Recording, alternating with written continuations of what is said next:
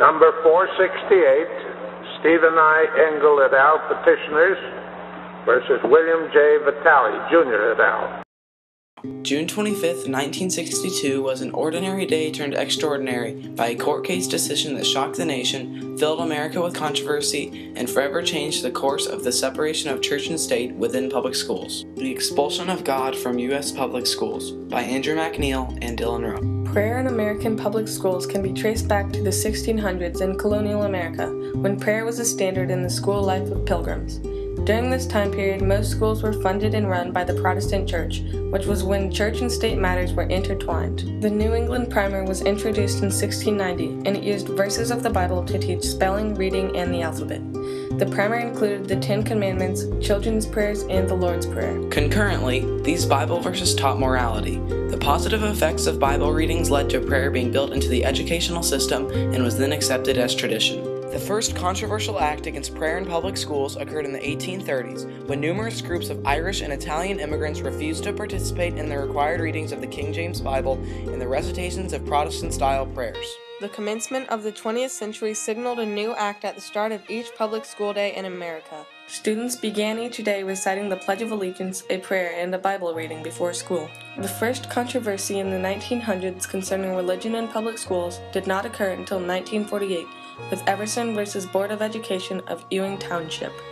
The court case arose because of a New Jersey law enforcing money reimbursement to parents whose children were transported to their Catholic schools by buses managed by the public school transportation system. The U.S. Supreme Court ruled a 5-4 margin, and Supreme Court Justice Hugo Black wrote the majority opinion. The reimbursement plan was an establishment of religion, and Black referenced the need for a separation of church and state. The public was unaware of how instrumental this case and phrase would be in ruling the future landmark court cases of the public school prayer controversy.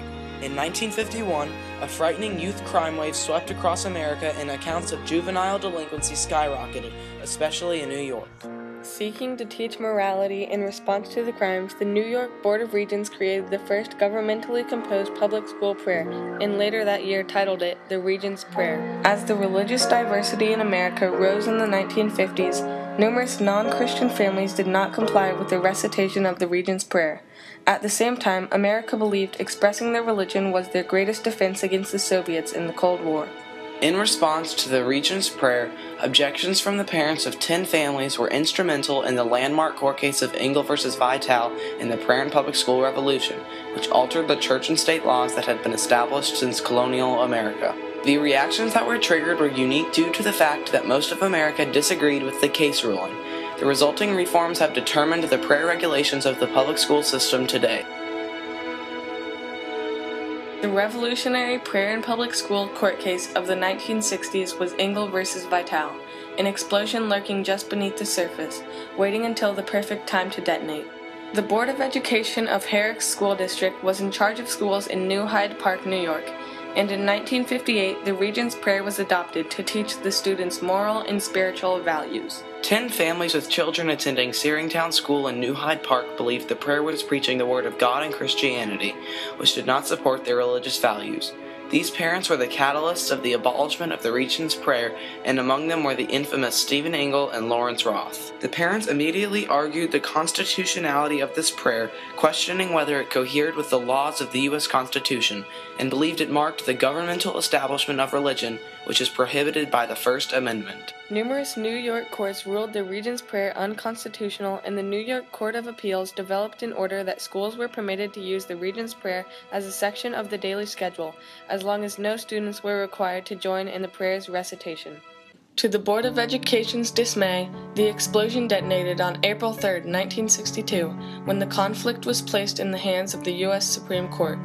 The case was finally decided on June 25, 1962, in which Supreme Court Justice Hugo Black wrote the opinion of the majority agreeing with Engel, after a 6-1 vote struck down the Regents' Prayer. Justice Black stated prior to the final ruling, "It is a matter of history that this very practice of establishing governmentally composed prayers for religious services was one of the reasons which caused many of our early colonists to leave England and seek religious freedom in America."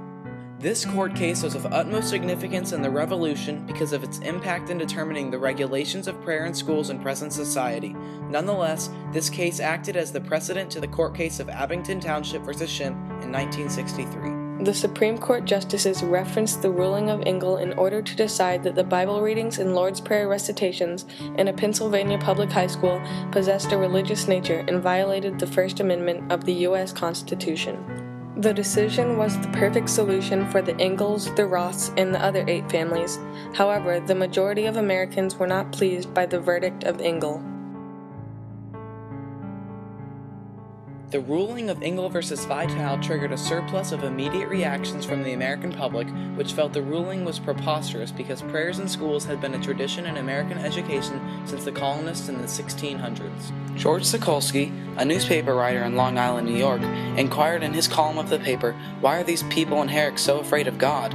The petitioners' children endured harassment at school as racial and communist slurs flooded their ears. Many kids yelled, "You're a commie," and "Go back to Russia." The President, John F. Kennedy, provided a saner perspective on the situation. President Kennedy urged the public to all be supportive of the decisions because America needed to be unified during the Cold War with Russia. He was the glue that held our nation together during the time of discord. The Engel decision was declared in June, and in July there was a rush by members of Congress to propose over 150 different amendments to the Constitution, intended to override the court's decision. However, none of these proposed amendments were added into the Constitution. The ruling was widely unpopular throughout America, but the Supreme Court's purpose was to uphold the Constitution rather than please the people. The ruling of Engel versus Vitale during the Prayer in Public School Revolution in 1962 caused immediate reforms which outlawed the expression of religion through school curriculum or in public school buildings. Many schools disregarded the ruling and continued religious activities, thus the New York Civil Liberties Union ordered for the ACLU to perform a coast-to-coast examination of schools in America to ensure these practices were ceased.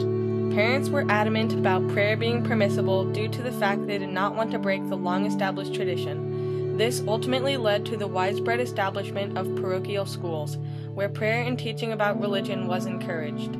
However, in 1971, an issue with a parochial school in Pennsylvania was taken to the Supreme Court in the case Lemon v. Kurtzman. An important reform from this case was the Lemon test, a 3-question test developed by Supreme Court Chief Justice Warren Burger, used to determine if a law or policy violated the clauses of the First Amendment of the U.S. Constitution. The Lemon test was imperative to avoid further controversies, which America had already experienced with the Cold War and its aftershocks. As the years passed, students, teachers, and parents began to discover ways around the laws forbidding prayer in the public schools.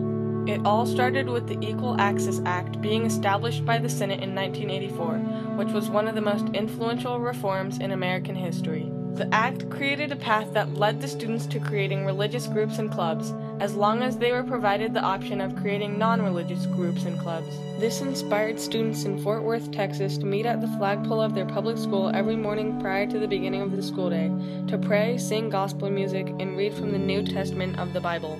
The idea was a wildfire, instantaneously spreading across the United States. The exercise was titled "See You at the Pole," and 3 million students were involved. Since Engel versus Vitale, public schools have discovered ways to continue expressing religious beliefs while abiding to the Constitution. The next surge of religion in public schools began in 1980 when Ronald Reagan incorporated the promotion of prayer in public schools into his presidential campaign, knowing that 80% of Americans favored school prayer. The beginning of Reagan as president marked a new day for many Christian Americans seeking to reverse Engel. During his presidency, multiple court cases arose that suggested Engel should be overturned because the court made rulings that allowed public funds to pay for religious schools and forced the states to make public facilities accessible to religious groups, as long as non-religious groups also had access to them. The most significant case was in 1984 when Lynch v. Donnelly was ruled by the Supreme Court and permitted local governments to display nativity scenes including Jesus' birth as a section of their December displays. William Berger wrote the majority opinion and completely ignored his own Lemon test and stated the Constitution mandates the accommodations of all religions due to religious freedom. After this, the Engel decision was hanging by a judicial thread. The church-state case that determined Engel would not be reversed occurred in 1985, which was Wallace v. Jaffrey.